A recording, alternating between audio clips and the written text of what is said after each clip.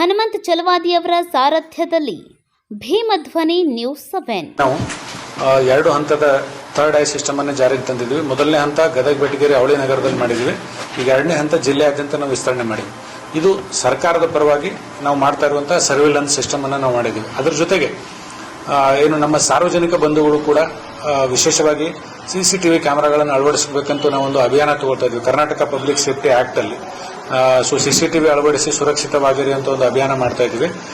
ಫೆಬ್ರವರಿಯಿಂದ start ಮಾಡಿದ್ವಿ. February March ಅಲ್ಲಿ ನಾವು ಆಲ್ರೆಡಿ ಆಲ್ಮೋಸ್ಟ್ 1,000 ಕ್ಯಾಮೆರಾಗಳನ್ನು ಹಾಕಿಸಲಿಕ್ಕೆ ಕ್ರಮ ತೆಗೆದುಕೊಂಡಿದ್ವಿ.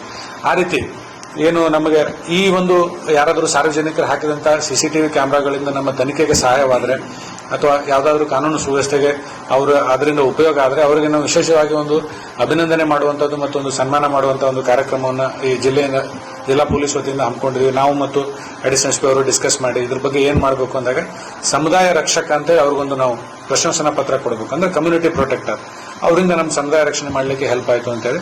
ಸೊ ಆ ಹಿನ್ನೆಲೆಯಲ್ಲಿ ಪ್ರಥಮವಾಗಿ ನಾವು ಇವತ್ತು ಶಶಿಧರ್ ಸಂಕಣ್ಣವರು ಇವರೊಂದು ಹಾಕಿದಂತಹ CCTV ಕ್ಯಾಮೆರಾ ನಮಗೆ ಬಹಳ ಉಪಯೋಗ ಆಗಿದೆ.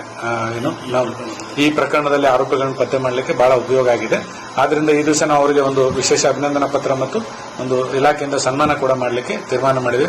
ಎಲ್ಲಾ ಸಾರ್ವಜನಿಕ ಬಂಧುಗಳಲ್ಲಿ ನಂದೇನು ವಿನಂತಿ ಇದೆ ಅಂತಂದ್ರೆ ಹೆಚ್ಚು ಎಲ್ಲರೂ CCTV ಕ್ಯಾಮೆರಾಗಳನ್ನು ಅಳವಡಿಸಬೇಕು.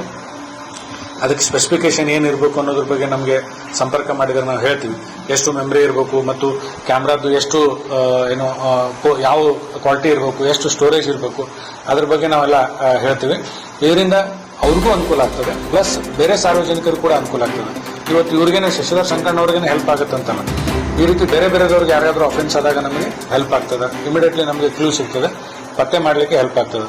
CCTV ಕ್ರೈಮ್ ಪ್ರಿವೆನ್ಷನ್ ಮಾಡಲಿಕ್ಕೆ, ಕ್ರೈಮ್ ಡಿಟೆಕ್ಷನ್ ಮಾಡಲಿಕ್ಕೆ ಮತ್ತು ಕನ್ವಿಕ್ಷನ್ ಮಾಡಲಿಕ್ಕೂ ಕೂಡ ತಗೊಳ್ಳಿಕ್ಕೆ